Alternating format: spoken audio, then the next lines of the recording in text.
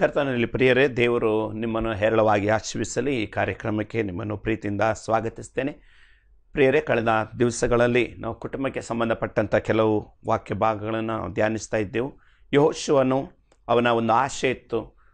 ಇಸ್ರಾಯೇಲರಿಗೆ ಹೇಳ್ತಾನೆ, ನೀವೇನು ಬೇಕಾದರೆ ಮಾಡಿ, ಆದರೆ ನಾನು ನನ್ನ ಮನೆಯವರು ಯೆಹೋವನನ್ನೇ ಸೇವಿಸುವೆವು ಎಂಬುದಾಗಿ ಯೆಹೋಶುವನ ಪುಸ್ತಕ 24:15 ಹೇಳುವುದನ್ನು ನಾವು ನೋಡುತ್ತೇವೆ. ನಾನು ನನ್ನ ಮನೆಯವರು ಯೆಹೋವನನ್ನೇ ಸೇವಿಸುವೆವು. ಪ್ರಿಯರೇ, ಇವತ್ತು ನಮ್ಮ ಜೀವಿತ ದೇವರಿಂದ ಕೊಡಲ್ಪಟ್ಟಿದೆ. ನಮ್ಮ ಕುಟುಂಬ ದೇವರಿಂದ ಕೊಡಲ್ಪಟ್ಟಿದೆ. ಈ ಒಂದು ಜೀವ ಅದು ಕರ್ತನಿಂದ ಕೊಡಲ್ಪಟ್ಟಿದೆ. ಹಾಗಿರುವಾಗ ನಮ್ಮ ಜೀವಿತ ನಮ್ಮ ದೇವರಿಗೆ ಪ್ರಯೋಜನ ಆಗಬೇಕು. ದೇವರ ವಾಕ್ಯವನ್ನು ಆಜ್ಞೆಗಳನ್ನು ಅನುಸರಿಸಿ ದೇವರ ಮಾರ್ಗದಲ್ಲಿ ನಡೆಯುವಂಥ ಮಕ್ಕಳಾಗಿ ಭಕ್ತರಾಗಿ ಕಾಣುವಂತೆ ನಾವು ಕರ್ತನ ಸಮ್ಮುಖದಲ್ಲಿ ನಾವು ಪ್ರಾರ್ಥಿಸುವವರಾಗಿರಬೇಕು. ಪ್ರಿಯರೇ, ಕಳೆದ ದಿವಸಗಳಲ್ಲಿ ನಾವು ಗಂಡನಾಗಿ ಏನು ಮಾಡಬೇಕಾಗಿದೆ. ಇವತ್ತು ಕ್ರೈಸ್ತ ವಿಶ್ವಾಸಿ ಸಭೆಗಳಿಗೆ ಈ ವಿಷಯಗಳು ಗೊತ್ತಿರ್ತವೆ, ಎಷ್ಟೋ ಜನರಿಗೆ ಅದು ಗೊತ್ತಿರುವುದಿಲ್ಲ. ಅದಕ್ಕಾಗಿ ನಾನು ಹೇಳ್ತಾ ಇದ್ದೇನೆ, ಈ ಅಂಶಗಳು ನಮಗೆ ಬಹಳ ಅಗತ್ಯ. ನಮ್ಮ ಮನೆ, ನಮ್ಮ ಕುಟುಂಬದಲ್ಲಿ ಅದು ಇರಬೇಕು. ಯಾರ ಜೀವಿತದಲ್ಲಿ ಮನೆಯಲ್ಲಿ ಇಲ್ಲವೋ ದಯಮಾಡಿ ಆ ವಾಕ್ಯಗಳನ್ನು ಓದಿ ನಿಮ್ಮ ಜೀವಿತದಲ್ಲಿ ಗಂಡನಾಗಿ, ಹೆಂಡತಿಯಾಗಿ, ಮಕ್ಕಳಾಗಿ ಒಂದು ಮಾದರಿಯ ಕುಟುಂಬವಾಗಿ ಜೀವಿಸುವುದಕ್ಕೆ ಕರ್ತನ ಸಮ್ಮುಖದಲ್ಲಿ ತೀರ್ಮಾನ ತಗೊಳ್ರಿ. ಚರ್ಚಲ್ಲಿ ನಮಗೆ ಹೇಳದಿದ್ದರು ವಾಕ್ಯದಲ್ಲಿರುವಂಥ ಸತ್ಯವೇದ ಸತ್ಯಾಂಶಗಳು ನಮಗೆಲ್ಲರಿಗೂ ಬಹಳ ಅಗತ್ಯವಾಗಿರ್ತದೆ. ಪ್ರಿಯರೇ, ಅದನ್ನು ನಾವು ಅನುಸರಿಸುವವರಾಗಿರೋಣ. ದೇವರ ವಾಕ್ಯನ್ನು ಯಾವ ಕಾರಣಕ್ಕೂ ನಾವು ಮೀರಿ ನಡೆಯದೆ ದೇವರ ಮುಂದೆ ಅಪರಾಧಿಗಳಾಗಿ ಇರಲಿಕ್ಕೆ ಆಸ್ಪದ ಆಗಬಾರ್ದು. ಯಾಕಂದರೆ ಇವತ್ತು ದೇವರ ಧರ್ಮಶಾಸ್ತ್ರ, ಈ ದೇವರ ವಾಕ್ಯ, ದೇವರು ನಮ್ಮ ಜೀವಿತದಲ್ಲಿ ಆತನ ಲೆಕ್ಕ ಕೇಳುವಂಥದ್ದಾಗಿದೆ. ಐಶ್ವರ್ಯವಂತನಾದ ಮನುಷ್ಯನು ಅವನು ಯಾತನೆ ಸ್ಥಳದಲ್ಲಿರುವಾಗ ಅವನು ಹೇಳ್ತಾನೆ, ನನಗೆ 5 ಮಂದಿ ಸಹೋದರಿದ್ದಾರೆ, ಲಾಜರನನ್ನು ಅಲ್ಲಿ ಕಳಿಸಬೇಕು, ಅವರು ಈ ಯಾತನೆ ಸ್ಥಳಕ್ಕೆ ಬರಬಾರ್ದು ಅಂತೇಳಿ ಅವನು ಆಸೆ ಪಡ್ತಾನೆ ಆ ಯಾತನೆ ಸ್ಥಳದಲ್ಲಿ. ಆದರೆ ದೇವರೇನು ಹೇಳ್ತಾ ಇದ್ದಾರೆ ಅಂದರೆ, ಅವರಲ್ಲಿ ಸತ್ತವರೊಬ್ಬರು ಎದ್ದು ಹೋದರೂ ಅವ್ರು ನಂಬುವುದಿಲ್ಲ. ಯಾಕಂದರೆ ಅವ್ರ ಮನಸ್ಸು ಕಠಿಣ ಆಗಿದೆ. ಅವರು ಇಲ್ಲಿಗೆ ಬರದ ಹಾಗೆ, ಯಾತನೆ ಸ್ಥಳಕ್ಕೆ ಬರದ ಹಾಗೆ ತಪ್ಪಿಸಿಕೊಳ್ಳಿಕ್ಕೆ ಒಂದು ಮಾರ್ಗ ಇದೆ. ಮೋಶೆ ಧರ್ಮಶಾಸ್ತ್ರಗಳಿದೆ, ದೇವರ ವಾಕ್ಯವಿದೆ, ಅದನ್ನು ಓದಿಕೊಳ್ಳಲಿ. ಹಾಗೆ ಇವತ್ತು ನಮ್ಮ ಕೈಯಲ್ಲಿರುವಂಥ ಸತ್ಯವೇದ ಬರೀ ನಾವು ಶೋಕೇಸಲ್ಲಿ ಇಡಲಿಕ್ಕೋ ಅಥವಾ ಭದ್ರವಾಗಿ ಅದನ್ನು ಇಟ್ಟುಕೊಳ್ಳಿಕ್ಕೋ ಅಲ್ಲ. ಆ ವಾಕ್ಯಗಳನ್ನು ಪ್ರತಿದಿನ ಓದಿ ಆ ವಾಕ್ಯದಲ್ಲಿರುವ ಸತ್ಯಾಂಶಗಳನ್ನು ನಮ್ಮ ಜೀವಿತದಲ್ಲಿ ಅಳವಡಿಸಿಕೊಂಡು ನಾವು ಒಂದು ಮಾದರಿಯ ಕುಟುಂಬವಾಗಿ, ದೇವರಿಗೆ ಭಯಪಡುವಂಥ ಕುಟುಂಬವಾಗಿ, ದೇವರ ವಾಕ್ಯವನ್ನು ಸನ್ಮಾನಿಸುವ, ದೇವರ ಸೇವೆಯನ್ನು, ಸಭೆಯನ್ನು, ಸೇವಕರನ್ನು ಸನ್ಮಾನಿಸುವ ಕುಟುಂಬಗಳಾಗಿ ನಡಿಬೇಕೆಂಬುದೇ ನಮ್ಮ ಆಶಯಗಳಾಗಿರಲಿ. ಪ್ರಿಯರೇ, ಹಾಗಾಗಿ ಈ ಸತ್ಯವಚನ ನಮ್ಮ ಜೀವಿತದಲ್ಲಿ ಯಾವತ್ತೂ ನಮಗೆ ನ್ಯಾಯ ತೀರ್ಪಿಗೆ ಗುರಿಯಾಗಬಾರ್ದು. ಅದು ನಮಗೆ ನಿತ್ಯ ಜೀವಕ್ಕೂ ಪರಲೋಕ ರಾಜ್ಯದ ಬಾಧ್ಯತೆಗೂ ಅವಕಾಶ ಕಲ್ಪಿಸುವಂಥದ್ದಾಗಿ ಇರಬೇಕು. ಪ್ರಿಯರೇ, ಕಳೆದ ದಿವಸಗಳಲ್ಲಿ ನಾವು ಗಂಡನಾಗಿ ಮಾಡ್ತಕ್ಕಂಥ ಕೆಲವು ಅಂಶಗಳನ್ನು ನೋಡಿದೆವು. ಆನಂತರ ಹೆಂಡತಿಯಾಗಿರತಕ್ಕಂಥ ಕೆಲವು ಅಂಶಗಳನ್ನು ನಾವು ನೋಡ್ಕೊಳ್ತಾ ಬಂದೆವು. ಹಾಗೆ ಹೆಂಡತಿಯಾದವಳು ಗಂಡನಿಗೆ ವಿಧೇಯಳಾಗಿರಬೇಕು ಎಂಬುದಾಗಿ ನಾವು ನೋಡಿದೆ ಎಫೆಸ 5:22. ನಂತರ ಅವಳು ಅಧೀನಳಾಗಿ ಗೌರವ ಕೊಡಬೇಕೆಂಬುದಾಗಿ ನಾವು ನೋಡಿದೆವು. ತೀತ 2:4 ಪ್ರಕಾರವಾಗಿ ಅವಳು ಗಂಡಂದರನ್ನು ಪ್ರೀತಿಸಬೇಕೆಂಬುದಾಗಿ ನಾವು ನೋಡಿಕೊಂಡಿದ್ದೇವೆ. ಹಾಗೆ ಯಾವುದೇ ಕಾರ್ಯ ಮಾಡಬೇಕಾದರೂ ಗಂಡಂದರ ಹತ್ರ ಕೇಳಿ ಆ ಕಾರ್ಯಗಳನ್ನು ಕುಟುಂಬದಲ್ಲಿ ಒಂದು ಸಮ್ಮತಿಯಿಂದ ಮಾಡಬೇಕೆಂಬುದಾಗಿ ನಾವು ನೋಡಿಕೊಂಡಿದ್ದೇವೆ. ಆ ನಂತರ 5ನೇದಾಗಿ ಜ್ಞಾನೋಕ್ತಿ 31 ಪ್ರಕಾರವಾಗಿ ಅಲ್ಲಿ ನಾವು ನೋಡಿದಂಥ ವಿಷಯ, ಅವಳು ಯಾವತ್ತೂ ಅಹಿತವನ್ನು ಗಂಡನಿಗೂ ಕುಟುಂಬಕ್ಕೂ ಮಾಡದೆ ಯಾವಾಗಲೂ ಹಿತವನ್ನೇ ಮಾಡುವವಳಾಗಿರ್ತಾಳೆ. ಒಳ್ಳೆಯ ಹೆಸರನ್ನು ತರ್ತಾಳೆ, ಒಳ್ಳೆಯ ಕೀರ್ತಿಮಾನ ಪ್ರಭಾವವನ್ನು ಅವಳ ಜೀವಿತದಿಂದ ಉಂಟಾಗ್ತದೆ ಎಂಬುದಾಗಿ ಜ್ಞಾನೋಕ್ತಿ 31ನೇ ಅಧ್ಯಾಯದಲ್ಲಿ ಅವಳ 31 ಗುಣಲಕ್ಷಣಗಳನ್ನು ಅಲ್ಲಿ ನಾವು ನೋಡುತ್ತೇವೆ. ಇದು ಪ್ರತಿಯೊಬ್ಬ ಕ್ರೈಸ್ತ ವಿಶ್ವಾಸಿಯ ಮನೆಯಲ್ಲಿ, ಸಹೋದರಿಯ ಜೀವಿತದಲ್ಲಿ ಅದು ಕಾಣಬೇಕು. ಆನಂತರ ನಾವು 1 ಪೇತ್ರ 3ನೇ ಅಧ್ಯಾಯ 4ನೇ ವಚನದ ಪ್ರಕಾರವಾಗಿ ಅವರು ಅಲಂಕಾರದ ಒಂದು ಜೀವಿತವನ್ನು ಜೀವಿಸಿ ಲೋಕಕ್ಕೆ ತೋರಿಸುವುದಲ್ಲ, ಅವರ ಒಳಗಿನ ಅಲಂಕಾರವೇ ದೇವರು ಮೆಚ್ಚುವಂಥದ್ದಾಗಿದೆ ಎಂಬುದಾಗಿ. ಇವತ್ತು ಒಂದು ಹೆಣ್ಣು ಅಂದ ಕೂಡಲೇ ಅಂದ ಚಂದ, ಈ ವಿಚಾರಗಳೇ ಸಮಾಜದಲ್ಲಿ ನಾವು ನೋಡುತ್ತೇವೆ. ಇವತ್ತು ಅಂದ ಚಂದ ಅದು ಮನುಷ್ಯನ ಕಣ್ಣಿಗೆ ಮಾತ್ರ, ಲೋಕದಲ್ಲಿರುವ ದೃಷ್ಟಿಗೆ ಮಾತ್ರ. ದೇವರು ಹೊರಗಿನ ತೋರಿಕೆಯನ್ನು, ಹೊರಗಿನ ಅಂದ ಚಂದವನ್ನು ಯಾವತ್ತೂ ನೋಡುವುದಿಲ್ಲ. ಸೌಲನನ್ನು ತಿರಸ್ಕರಿಸುವಾಗ, ಅರಸನಾಗಿದ್ದಂಥ ಸೌಲನ್ನು ತಿರಸ್ಕರಿಸುವಾಗ ದಾವೀದನನ್ನು ಅಭಿಷೇಕಿಸುವಾಗ ಸಾಮುವೇಲನ ಮೂಲಕವಾಗಿ ದೇವರು ಹೇಳುವುದನ್ನು ನಾವು ನೋಡುತ್ತೇವೆ. ಮನುಷ್ಯರ ಹಾಗೆ ನೀ ಸೌಲನ ನೀಳವನ್ನು ಅವನ ಅಂದ ಚಂದವನ್ನು ನೋಡಬೇಡ. ಹಾಗೆ ಇವತ್ತು ಹೊರಗಿನ ತೋರಿಕೆ ನಮಗೆ ವಿಶೇಷ ಅಲ್ಲ. ಏನಾದರೂ ನಮಗೆ ಹೊರಗಿನ ತೋರಿಕೆ ಆದರೂ ನಮಗೆ ಸಂಬಂಧಪಟ್ಟದ್ದು ಆತ್ಮಿಕ ವಿಷಯಕ್ಕೆ ಸಂಬಂಧಪಡಬಾರದು. ಇವತ್ತು ಲೋಕದ ಕಣ್ಣಿಗೆ ಕಾಣುವಂಥ ವಿಚಾರಗಳಿಂದ ದೇವರನ್ನು ನಾವು ಪ್ರೀತಿಸುವುದು ಅದು ಕಷ್ಟಕರವಾದದ್ದು. ಇವತ್ತು ನಮ್ಮ ಹೊರಗಿನ ತೋರಿಕೆ ದೇವರ ರಾಜ್ಯಕ್ಕೆ ಯೋಗ್ಯ ಅಲ್ಲ ಅಥವಾ ಪ್ರಾಮುಖ್ಯ ಅಲ್ಲ ಅಂದ ಮೇಲೆ ನಮ್ಮ ಜೀವಿತದಲ್ಲಿ ಯಾವ ಕಾರಣಕ್ಕೂ ನಾವು ಅದರ ವಿಷಯದಲ್ಲಿ ಹೆಚ್ಚು ಆಸಕ್ತಿಯನ್ನು ವಹಿಸುವುದು ಹಿತವಲ್ಲ. ಹಾಗಾಗಿ ಪ್ರಿಯ ದೇವರ ಮಕ್ಕಳೇ, ಸಹೋದರಿಯರೇ, ಇವತ್ತು ನಮ್ಮ ಜೀವಿತ ದೇವರ ಮುಂದೆ ಯಾವ ರೀತಿಯಲ್ಲಿ ಆತನು ಮೆಚ್ಚುವ ರೀತಿಯಲ್ಲಿ ಇದೆ ಎಂಬುದಾಗಿ ನಾವು ವಿಚಾರಿಸಿಕೊಳ್ಳುವುದು ಬಹಳ ಅಗತ್ಯ. ಅದನ್ನು 1 ಪೇತ್ರ 3ನೇ ಅಧ್ಯಾಯದಲ್ಲಿ ಆ ವಾಕ್ಯ ಭಾಗನ ಓದ್ತೇನೆ. ಇದು ದೇವರ ವಚನ, ನಾನು ಹೇಳಿ ತಿಳ್ಕೊಳ್ಳತಕ್ಕಂಥದ್ದಲ್ಲ, ಆಲ್ರೆಡಿ ದೇವರ ವಾಕ್ಯದಲ್ಲಿ ಇದೆ. ಆ ವಾಕ್ಯಗಳು ನಮ್ಮ ಜೀವಿತವನ್ನು ಕುಟುಂಬವನ್ನು ರೂಪಿಸುವಂಥದ್ದಾಗಿರಲಿ. ಕೆಲವೊಮ್ಮೆ ನಮ್ಮ ಜೀವಿತದಲ್ಲಿ ದೇವರ ವಾಕ್ಯ ನೆರವೇರದಿದ್ದರೆ ದೇವರ ನ್ಯಾಯ ತೀರ್ಪಿನ ಮುಂದೆ ಒಂದೊಂದು ವಚನಗಳನ್ನು ಹಿಡಿದು ದೇವರು ಖಂಡಿತವಾಗಿಯೂ ನಿಶ್ಚಯವಾಗಿಯೂ ನ್ಯಾಯ ತೀರಿಸುವನಾಗಿರ್ತಾನೆ. ಹಾಗಾಗಿ ಪ್ರಿಯರೇ, ನಾವು ದೇವರ ಕರಗಳಲ್ಲಿ ನಮ್ಮನ್ನು ಸಮರ್ಪಿಸಿಕೊಡೋಣ. ದೇವರ ವಚನ ಸತ್ಯವಾದದ್ದು, ಕಾರ್ಯ ಸಾಧಕವಾದದ್ದು. ಭೂಮಿ ಆಕಾಶಗಳು ಅಳಿದು ಹೋದರೂ ಅದರಲ್ಲಿ ಒಂದು ಸೊನ್ನೆ ಆದರೂ ಬದಲಾಗದೆ ನೆರವೇರುವಂಥದ್ದಾಗಿದೆ. ಹಾಗಿರುವಾಗ ದೇವರ ವಚನ ಆದಿಕಾಂಡದಿಂದ ಪ್ರಕಟಣೆವರೆಗೂ ಪ್ರಿಯರೇ, ಎಲ್ಲಿಂದ ನೀವು ಓದಿದರೂ ಯಾವಾಗ ಓದಿದರು ಅದು ದೇವರ ವಚನ. ದೇವರ ವಚನಕ್ಕೆ ನಾವು ವಿಧೇಯರಾಗೋಣ, ದೇವರಿಗೆ ಭಯಪಡೋಣ. ಆವಾಗ ಆಶೀರ್ವಾದ ನಮ್ಮ ಮನೆ, ನಮ್ಮ ಕುಟುಂಬ, ನಮ್ಮ ಮಕ್ಕಳ ಜೀವಿತದಲ್ಲಿ ದೇವರು ಸುರಿಸಿ ನಮ್ಮನ್ನು ಉನ್ನತ ರೀತಿ ನಡೆಸ್ತಾನೆ. ದೇವರು ಕೊಡುವಂಥ ಆಶೀರ್ವಾದವನ್ನು ಯಾರು ಕಿತ್ತುಕೊಳ್ಳಲಿಕ್ಕೆ ಸಾಧ್ಯವಿಲ್ಲ. 1 ಪೇತ್ರ 3ನೇ ಅಧ್ಯಾಯದಿಂದ ನಾವು 7ನೇ ವಚನ ತನಕ ಓದುವಾಗ, 3ನೇ ಅಧ್ಯಾಯ 1ನೇ ವಚನದಿಂದ 7ನೇ ವಚನ ತನಕ ಸ್ತ್ರೀಯರಾಗಿ ಜೀವಿತದಲ್ಲಿ ಅವರು ಅಳವಡಿಸಿಕೊಳ್ಳತಕ್ಕಂಥ ವಿಷಯಗಳನ್ನು ನಾವು ಕಳೆದ ಸಾರಿ ಓದಿದ್ದೇವೆ. ಆದರೂ ಆ ವಾಕ್ಯವನ್ನು ಇನ್ನೊಮ್ಮೆ ಓದಿಕೊಳ್ಳೋಣ ಪ್ರಿಯರೇ. ಅದೇ ರೀತಿಯಾಗಿ ಸ್ತ್ರೀಯರೇ, ನಿಮ್ಮ ಗಂಡಂದಿರಿಗೆ ಅಧೀನರಾಗಿರ್ರಿ. ಅವರಲ್ಲಿ ಕೆಲವರು ದೇವರ ವಾಕ್ಯಕ್ಕೆ ಅವಿಧೇಯರಾಗಿದ್ದರೂ ನೀವು ನಿರ್ಮಲರಾಗಿಯೂ ಭಯಭರಿತರಾಗಿಯೂ ನಡೆದುಕೊಳ್ಳುವುದನ್ನು ಅವರು ನೋಡಿ ಅಂದರೆ ಗಂಡಂದಿರು ನೋಡಿ, ವಾಕ್ಯ ಉಪದೇಶವಿಲ್ಲದೆ ತಮ್ಮ ಹೆಂಡತಿಯರಾದ ನಿಮ್ಮ ನಡತೆಯಿಂದಲೇ, ಅಂದರೆ ಅವರಿಗೆ ವಾಕ್ಯದ ಪರಿಜ್ಞಾನ ಇಲ್ಲ, ಸತ್ಯ ಇಲ್ಲ, ವಾಕ್ಯ ಗೊತ್ತಿಲ್ಲ. ಆದರೆ ಸ್ತ್ರೀಯು ದೇವರಲ್ಲಿ ಭಯಭಕ್ತಿ ಉಳ್ಳವಳಾಗುವಾಗ, ದೇವರ ಭಯದಲ್ಲಿ ನಡೆಯುವಾಗ, ಗಂಡನು ಕೆಲವೊಮ್ಮೆ ದೇವರ ಭಯದಲ್ಲಿ ಇಲ್ಲದಿದ್ದರೂ ಅವನು ಲೋಕಾನುಸಾರ ಜೀವಿಸುವನಾಗಿದ್ದರು ನಿಮ್ಮಲ್ಲಿರುವಂಥ ಒಳ್ಳೆ ಕಾರ್ಯಗಳು ಹೇಗೆ ಕಾರ್ಯ ಮಾಡ್ತದೆ ಎಂಬುದಾಗಿ ಈ ವಾಕ್ಯದಲ್ಲಿ ನಾವು ನೋಡುತ್ತೇವೆ. ವಾಕ್ಯ ಉಪದೇಶವಿಲ್ಲದೆ ತಮ್ಮ ಹೆಂಡತಿಯರಾದ ನಿಮ್ಮ ನಡತೆಯಿಂದಲೇ ಸನ್ಮಾರ್ಗಕ್ಕೆ ಬಂದಾರು. ಯಾವಾಗಲೂ ಗಂಡನಿಂದ ಹೆಂಡತಿ, ಹೆಂಡತಿಯಿಂದ ಗಂಡ ಒಬ್ರಿಗೊಬ್ಬರು ಸಹಕಾರಿಗಳಾಗಿರಬೇಕು. ಅದನ್ನೇ ನಾವು ಮದುವೆಯಲ್ಲಿ ಪ್ರತಿಜ್ಞೆ ಮಾಡಿ ಹೇಳ್ತೇವೆ. ನಾವು ಒಬ್ಬರಿಂದ ಒಬ್ಬರು ಬಲ ಹೊಂದಬೇಕೇ ಹೊರತು ಇವರಿಂದ ನಾನು ಬಲಹೀನ ಆದೆ, ಇವರಿಂದ ನಾನು ಬಿದ್ದು ಹೋದೆ, ಇವರಿಂದ ನನ್ನ ಪ್ರಾರ್ಥನೆ ಜೀವಿತ ಹೋಯಿತು, ಇವರಿಂದ ನನ್ನ ಆತ್ಮಿಕ ಜೀವಿತ ಹೋಯಿತು, ಯಾರಾದರೂ ಆ ರೀತಿ ಹೇಳ್ತಾ ಇದ್ದರೆ ಈಗಲೇ ದೇವರ ಸನ್ನಿಧಾನದಲ್ಲಿ ಇವನ್ ನೀವು ಟಿ ವಿಯ ಮುಂದೆ ಕೇಳ್ತಾ ಇದ್ದಿರ್ಬೋದು, ಆದರೆ ದೇವರ ಮುಂದೆ ನೀವು ತೀರ್ಮಾನ ಮಾಡ್ಕೊಂಡು ಹೇಳಬೇಕು. ದೇವರೇ, ನಾನು ಮನುಷ್ಯರನ್ನು ದೂರುವುದಿಲ್ಲ, ನನಗೆ ಕೊಟ್ಟ ಗಂಡನನ್ನು ದೂರುವುದಿಲ್ಲ, ಹೆಂಡತಿಯನ್ನು ದೂರುವುದಿಲ್ಲ, ನಿನ್ನ ವಾಕ್ಯಕ್ಕೆ ವಿಧೇಯಳಾಗಿ ನಿನಗಾಗಿ ನಾನು ಜೀವಿಸ್ತೇನೆಂಬುದಾಗಿ ನೀವು ದೇವರ ಮುಂದೆ ಅರಿಕೆ ಮಾಡೋದು ಬಹಳ ಅಗತ್ಯವಿದೆ. ಹಾಗಾಗಿ ವಾಕ್ಯೋಪದೇಶ ಇಲ್ಲದಿರುವ ಗಂಡಂದರು ಹೆಂಡತಿಯರಾದ ನಿಮ್ಮ ನಡತೆಯಿಂದಲೇ ಸನ್ಮಾರ್ಗಕ್ಕೆ ಬರ್ತಾರಲ್ಲ, ಬರಲಿಕ್ಕೆ ಅವಕಾಶ ಇದೆ.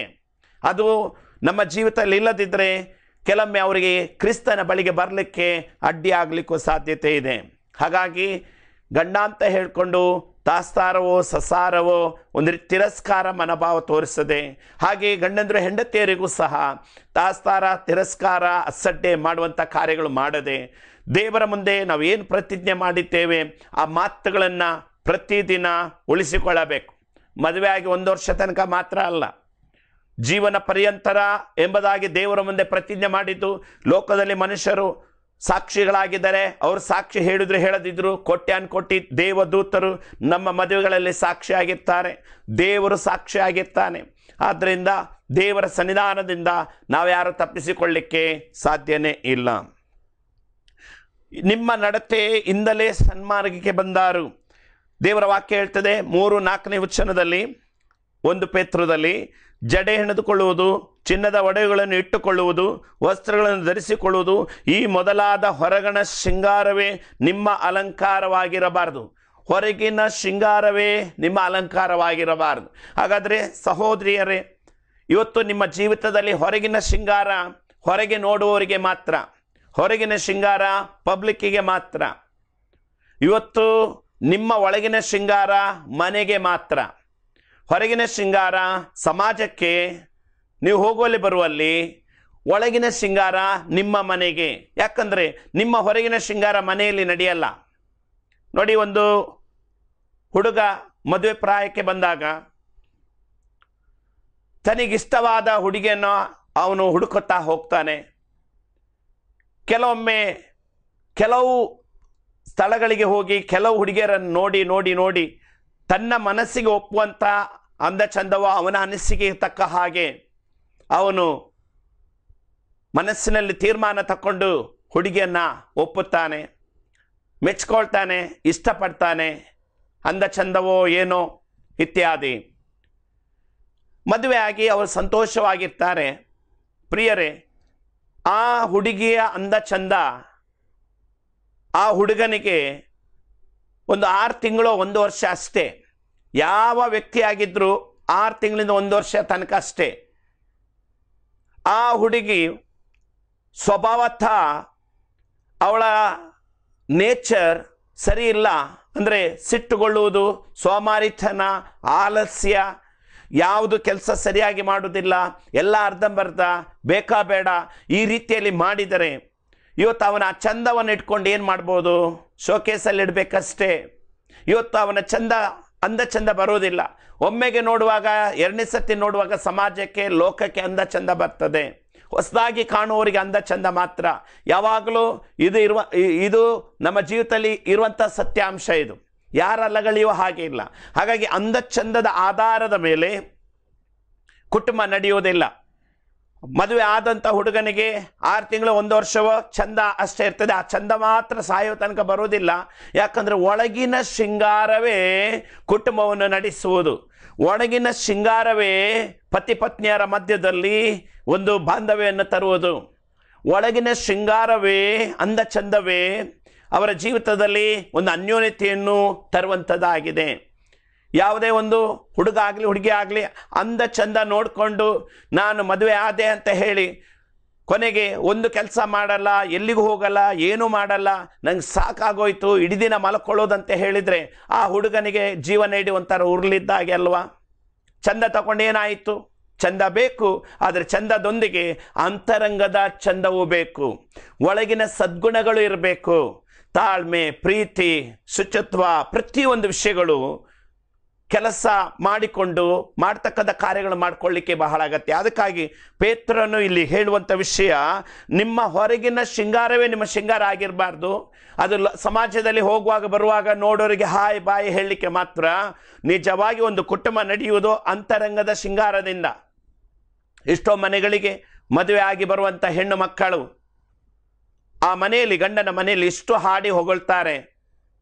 ನಾವೊಂದು ಹುಡುಗಿನ ತಗೊಂಬಂದೆವು, ನನ್ನ ಮಗನಿಗೆ ಇಷ್ಟು ಒಳ್ಳೆ ಹುಡುಗಿ, ಇಷ್ಟು ಕೆಲಸ ಮಾಡ್ತಾಳೆ, ಬೆಳಿಗ್ಗೆ ಹೇಳ್ತಾಳೆ. ಕೆಲವರು ಎಷ್ಟೋ ಜನ ಹುಡುಗಿಯರಾಗಿದ್ದರೂ ಸಹ ಹೇಳಲಿಕ್ಕೆ ಕಷ್ಟಪಡುವಾಗ ಇವ್ರು ಹೇಳ್ತಾರೆ, ಬೆಳಿಗ್ಗೆ ಹೇಳ್ತಾರೆ, ಕೆಲಸ ಮಾಡ್ತಾರೆ, ಎಲ್ಲರನ್ನೂ ಪ್ರೀತಿಸ್ತಾರೆ, ಆರೈಕೆ ಮಾಡ್ತಾರೆ, ನಮ್ಮ ಮನೆಗೆ ಸೊಸೆ ಅಲ್ಲ ಮಗಳು ಬಂದಿದ್ದಾಳೆ ಅಂತೇಳಿ ಇವತ್ತಿಗೆ ಎಷ್ಟೋ ಮನೆಗಳಲ್ಲಿದ್ದಾರೆ.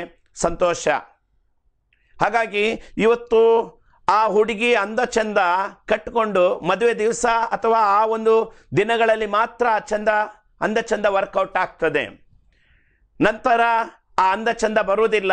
ಅವರ ಒಳಗಿನ ಶೃಂಗಾರ, ಅವರಲ್ಲಿರುವ ಪ್ರೀತಿ, ಅವರಲ್ಲಿರುವ ತಾಳ್ಮೆ, ಅವರಲ್ಲಿರುವಂಥ ಭಯಭಕ್ತಿ, ಅವರಲ್ಲಿರುವಂಥ ನಡತೆ, ಆ ಒಂದು ಗೌರವ, ಈ ರೀತಿಯಾದಂಥ ಅನುಭವಗಳು ಎದ್ದು ಕಾಣ್ತವೆ.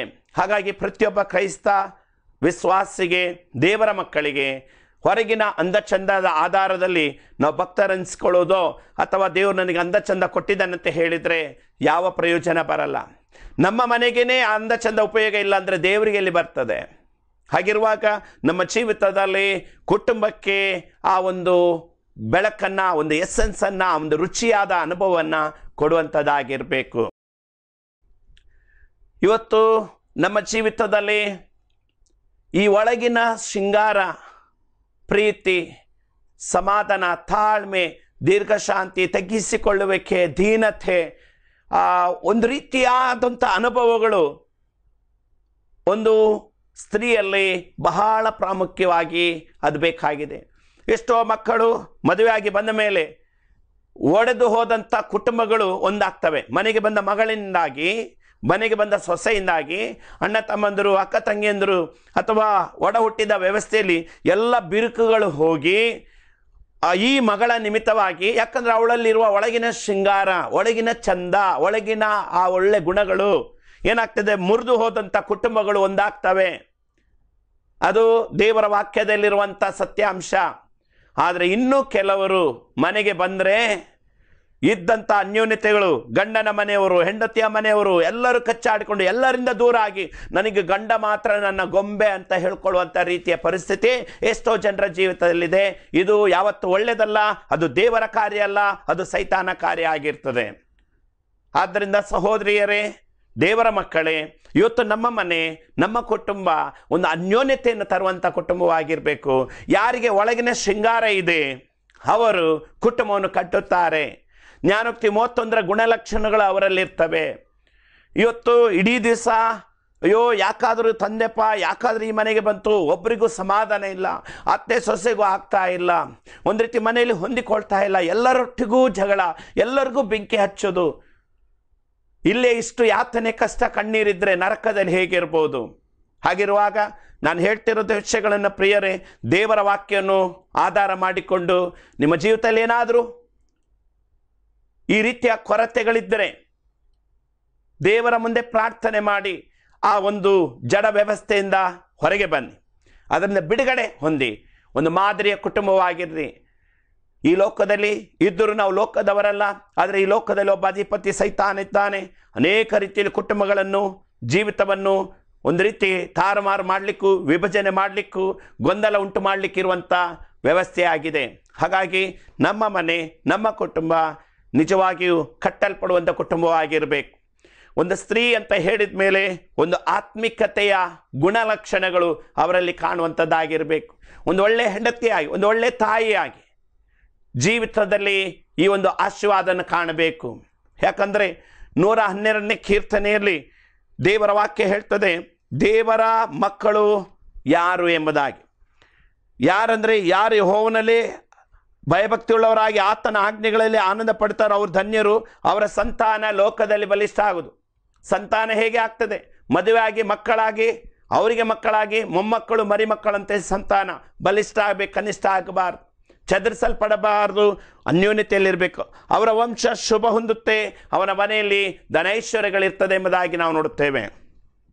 ಹಾಗಿರುವಾಗ ಅಂತರಂಗದ ಶುದ್ಧೀಕರಣ ದೇವರು ಬಯಸೋದ್ರಿಂದ ಅದನ್ನೇ ಸಂಪಾದಿಸುವುದಕ್ಕೆ ನೋಡಿಕೊಳ್ಳೋಣ. ಇವತ್ತು ನಮ್ಮ ಮುಖದಲ್ಲಿ ಒಂದು ಕಲೆ ಇದ್ದರೆ ಅಥವಾ ಒಂದು ಶರೀರದಲ್ಲಿ ಒಂದು ಗಾಯ ಇದ್ದರೆ, ಕಲೆ ಇದ್ದರೆ ಜನರ ಮುಂದೆ ಹೋಗಲಿಕ್ಕೆ ಎಷ್ಟು ನಾವು ನಾಚಿಕೆ ಪಡ್ತೇವೆ, ಮುಜುಗರ ಪಡ್ತೇವೆ. ಹಾಗಾದರೆ ಆತ್ಮಿಕವಾಗಿ ನನ್ನಲ್ಲಿ ಹೊಟ್ಟೆಗಿಚ್ಚಿದೆ, ಮತ್ಸರ ಇದೆ, ದ್ವೇಷ ಇದೆ, ಕಲಹ ಇದೆ, ವಿಭಜನೆ ಆತ್ಮ ಇದೆ. ಹಾಗಾದರೆ ನನಗೆ ಏನೂ ಅನ್ನಿಸ್ತಾ ಇಲ್ಲ ಅಂದರೆ ಒಂದು ರೀತಿ ಸ್ಪರ್ಶ ಇಲ್ಲದ ಜೀವಿತವಾಗಿರ್ತದೆ. ಸ್ಪರ್ಶ ಇಲ್ಲದ ಆ ಒಂದು ಜೀವಿತ ಏನಾಗಿರ್ತದೆ? ಕುಷ್ಠ ರೋಗ ಹತ್ತಿದವರಿಗೆ ಸ್ಪರ್ಶ ಇರುವುದಿಲ್ಲ, ಅಲ್ಲಿ ಅವ್ರ ಪಿನ್ನಿಂದ ಚುಚ್ಚಿದ್ರೂ ಗೊತ್ತಾಗಲ್ಲ. ಹಾಗೆ ನಮ್ಮ ಬಲಹೀನತೆ ಏನಿದೆ, ದೇವರ ವಾಕ್ಯದ ಮುಂದೆ ವಿರುದ್ಧವಾಗಿರುವಂಥ ಅನೇಕ ಸಂಗತಿಗಳಿದೆ, ಆದರೂ ನಮಗೆ ಗೊತ್ತಾಗಲ್ಲ. ನನ್ನ ಜೀವಿತದಿಂದ ಮನೆ ಅಲ್ಲೋಲ ಕಲ್ಲೋಲ ಆಗ್ತಾ ಇದೆ, ಗಂಡ ಹೆಂಡತಿಯರ ಮಧ್ಯದಲ್ಲಿ ಅನ್ಯೋನ್ಯತೆ ಬರ್ತಾ ಇಲ್ಲ, ಮಕ್ಕಳ ಮಧ್ಯದಲ್ಲಿ ಒಂದು ಹೋರಾಟ, ಈ ರೀತಿಯಾದಂಥ ವ್ಯವಸ್ಥೆ ಬರುವಾಗ ಆದರೂ ನನಗೆ ತಿಳುವಳಿಕೆ ಬರ್ತಾ ಇಲ್ಲ ಅಂದರೆ ಅದೇ ಒಂಥರ ನಮ್ನೆಸ್ ಅನ್ನು ತೋರಿಸ್ತದೆ, ಸ್ಪರ್ಶ ಇಲ್ಲದ ಅನುಭವವನ್ನು ತೋರಿಸ್ತದೆ. ಇದಾಗಬಾರ್ದು ಪ್ರಿಯರೇ. ಹಾಗಾಗಿ ಒಂದು ಒಳ್ಳೆ ಗಂಡನಾಗಿ, ಮಾಡತಕ್ಕಂಥ ತಿಳ್ಕೊಂಡಿದ್ದೇವೆ, ಹೆಂಡತಿಯಾಗಿ ಇರತಕ್ಕಂಥ ವಿಷಯಗಳನ್ನು ತಿಳ್ಕೊಂಡಿದ್ದೇವೆ. ಅದರಲ್ಲಿ ಶೃಂಗಾರದ ವಿಷಯದಲ್ಲಿ, ಅಲಂಕಾರದ ವಿಷಯದಲ್ಲಿ ನಾವು ನೋಡ್ಕೊಳ್ತಾ ಇದ್ದೇವೆ. ಯಾಕಂದರೆ ಯೇಸು ಕ್ರಿಸ್ತನು ಮದುವೆ ಆಗಲಿಕ್ಕಿರುವಂಥ ಒಂದು ಶುದ್ಧವಾದ ಕನ್ಯೆ, ಅದು ಅಂತರಂಗದ ಶುದ್ಧೀಕರಣ, ಅಲಂಕಾರ ಇರಬೇಕೆಂಬುದಾಗಿ ದೇವರ ವಾಕ್ಯ ನಾವು ನೋಡುತ್ತೇವೆ. ಹೊರಗಿನ ಅಲಂಕಾರದ ಸಮಾಜಕ್ಕೆ, ಲೋಕಕ್ಕೆ ಒಂದು ದಿವಸ ಅವರು ಮಣ್ಣಿಗೆ ಹೋಗ್ತಾರೆ, ನಾವು ಮಣ್ಣಿಗೆ ಹೋಗ್ತೇವೆ, ಅದರಿಂದ ಏನೂ ನಮಗೆ ಲಾಭ ಇಲ್ಲ. ಆದರೆ ಅಂತರಂಗದ ಅಲಂಕಾರ ನಮ್ಮನ್ನು ಈ ಲೋಕದ ಜೀವನ ನಂತರ ದೇವರ ರಾಜ್ಯದಲ್ಲಿ ಪ್ರತಿಫಲವನ್ನು, ಕಿರೀಟವನ್ನು, ಮಾನವನ್ನು, ಪ್ರಭಾವವನ್ನು ನಮಗೆ ಒದಗಿಸಿಕೊಡುವಂಥದ್ದಾಗಿದೆ. ಅದೇ ನೆಲೆಯಲ್ಲಿ ನಮ್ಮ ಮನೆಗಳನ್ನು ದೇವರ ಆಶೀರ್ವಿಸಲಿ. ಪ್ರಿಯರೇ, ಮುಂದಿನ ವಾರದಲ್ಲಿ ನಾನು ಈ ವಾಕ್ಯ ಭಾಗವನ್ನು ಮುಂದುವರಿಸ್ತೇನೆ. ದೇವರು ತಾನೇ ನಮಗೆ ಸಹಾಯಕನಾಗಿರಲಿ. ಆದ್ದರಿಂದ ನಮ್ಮ ಜೀವಿತದಲ್ಲಿ ವಾಕ್ಯಕ್ಕೆ ನಾನು ಹೇಳಿದ್ರಿಂದ ಬೇಡ, ವಾಕ್ಯಕ್ಕೆ ವಿರೋಧವಾದ ಯಾವುದೇ ಸಂಗತಿಗಳಿದ್ದರೆ ದೇವರ ಮುಂದೆ ಯಾರಿಗೂ ನೀವು ಹೇಳೋದು ಬೇಕಾಗಿಲ್ಲ, ಅಥವಾ ನನಗೆ ಫೋನ್ ಮಾಡಿ ತಿಳಿಸಿ ಅಂತ ನಾನು ಹೇಳುವುದಿಲ್ಲ. ನಿಮಗೂ ನಿಮ್ಮ ದೇವರಿಗಿರುವಂಥ ಸಂಬಂಧವನ್ನು, ಐಕ್ಯತೆಯನ್ನು ನೀವು ಕಾಪಾಡಿಕೊಂಡು ಹೋಗಿರಿ. ಅವಾಗ ನಿಮ್ಮ ಮನೆ, ನಿಮ್ಮ ಕುಟುಂಬವನ್ನು ದೇವರ ಆಶೀರ್ವಿಸಿ ನಡೆಸ್ತಾನೆ. ಕರ್ತನ ಈ ಮಾತುಗಳನ್ನು ಆಶೀರ್ವಿಸಲಿ. ಪ್ರಾರ್ಥಿಸೋಣ. ಪ್ರೀತಿ ಸ್ವರೂಪನಾದ ದೇವರೇ, ಯೇಸುವೆ, ಈ ಲೋಕಕ್ಕೆ ನೀನು ಬಂದದ್ದು ನಮ್ಮ ಅಂತರಂಗದ ಶುದ್ಧೀಕರಣಕ್ಕಾಗಿ, ನಾವು ಅಂತರದಲ್ಲಿ ಹೊಸಬರಾಗಿ ನಡೆದುಕೊಳ್ಳಬೇಕೆಂಬುದಾಗಿ. ಹಾಗಾಗಿ ಮನೆ ಅಂದ ಮೇಲೆ ಗಂಡನಾಗಿಯೂ ಹೆಂಡತಿಯಾಗಿಯೂ ಮಕ್ಕಳಾಗಿಯೂ ಮಾಡತಕ್ಕಂಥ ಕರ್ತವ್ಯವನ್ನು ನಂಬಿಗಸ್ತರಾಗಿ ಕರ್ತನೆ ವಾಕ್ಯ ಉಪದೇಶದ ಒಂದು ಅನುಭವದಲ್ಲಿ ಜೀವಿಸಲಿಕ್ಕೆ ನೀ ಕೃಪೆ ಕೊಡು. ಯಾರ್ಯಾರ ಜೀವನದಲ್ಲಿ ಇದಕ್ಕೆ ವಿರುದ್ಧವಾದ ಅನುಭವ ಉಂಟು, ಮನಸ್ಸಿನಲ್ಲಿ ಅಂದುಕೊಳ್ತಾ ಇದ್ದಾರೆ, ಯೇಸುವೆ ಅವ್ರನ್ನ ಸಂಧಿಸು, ಅವ್ರನ್ನ ಪ್ರೀತಿಸು, ಅವ್ರನ್ನ ಕ್ಷಮಿಸು, ಅವ್ರನ್ನ ಕರ್ತನೆ ಈ ವಾಕ್ಯದ ಅನುಭವದಲ್ಲಿ ಅವರ ನಡೆಸಿ ಒಂದು ಆಶೀರ್ವಿಸಲ್ಪಟ್ಟ ಮಾದರಿಯುಳ್ಳ ಕುಟುಂಬವಾಗಿ ಕಾಣುವಂತೆ ನೀನು ನಡೆಸು. ಪ್ರಾರ್ಥನೆ ಕೇಳಿದಕ್ಕಾಗಿ ಸ್ತೋತ್ರ. ಯೇಸುವಿನ ನಾಮದಲ್ಲಿ ಬೇಡ್ತೇವೆ. ಆಮೆನ್.